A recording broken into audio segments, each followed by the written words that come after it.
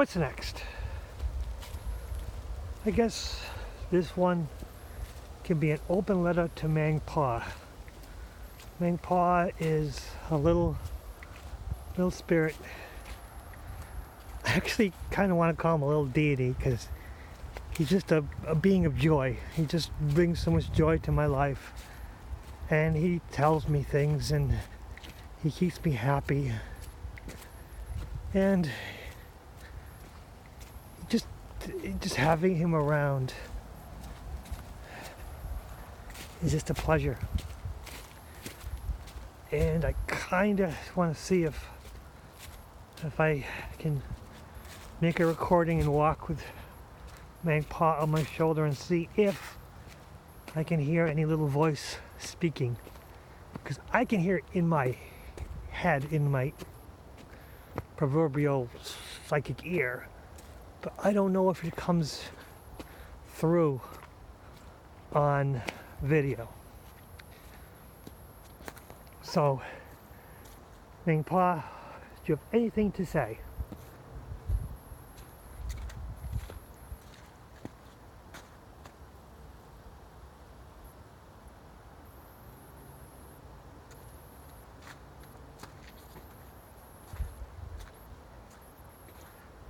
So, in my head, I can hear Mang Pa says, "Yes, Papa, this is a beautiful place, and although it's cold and there's no leafies, it's interesting and has so much to see and to be." And Mang Pa has his own story. How I picked him up is a story I left in another video, and that's not important for right now. But Mang Pa has helped introduce me to forest spirits. Mang Pa is Thai for dragonfly, and he physically never experienced anything like this. Where he was from, it was pretty much warm all year long, and even now I think it's a little still it's like in the 40s, which is still a little bit too chilly for when he was born 500 years ago or more. And with that, he never experienced anything like this, a forest, anything like this. Where he is from, the scariest things were elephants and tigers and monitors as big as some dogs, crocodiles, all these scary things from a warm environment. And we experience snow, something that he is not familiar with, but he is able to experience because he was strapped in a statue for his whole spiritual second life, I guess you could say. And how he got trapped in this statue is another story which I could explain, but yes, part of your spirit can be trapped in physical objects, which I should explain in another video, but I might have already explained it, but that's not important. Yes, part of your spirit can be trapped in your higher spirit, connected to your higher self. Will move on. And maybe Mang Pa is attached to it, maybe he's not. Okay, maybe Mang Pa says he is part of his higher self, and that's the story in of itself. It's a big story.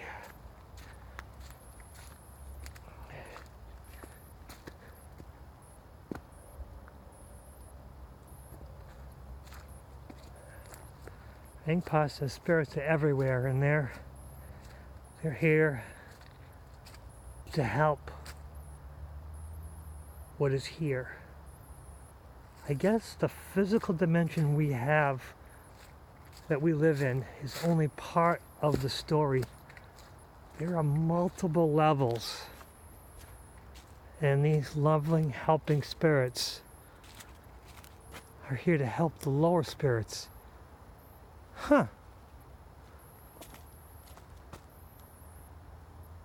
The ones that we call demons, they they have the potential to be moved up forward, and that's why they mess with us. Because even though they're from a lower dimension, and even worse, the fourth dimension is actually a lower dimension than what we live in, which is, fourth dimension is supposed to be time. Well, let's say 4A and 4B. 4A is time. 4B is an energy that actually is a negative influence in order to keep the dimension that we exist in, this 4A dimension, going. And we need to move up into the fifth dimension. And beings who are higher beings, like, that are everywhere, the forest spirits, who have positive and negative influences. This is interesting. Okay, bear with me. I'm rambling, but every of the old deities, Egyptian, Greek, Roman, they all had ways of helping you and ways of harming you. Like even the tarot, you have aspects that are positive and that are negative.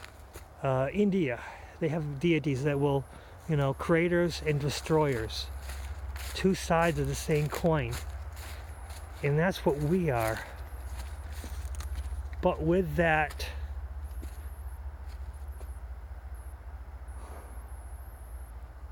we can drop the negative part and become more positive and help bring up the negative energies up to our level.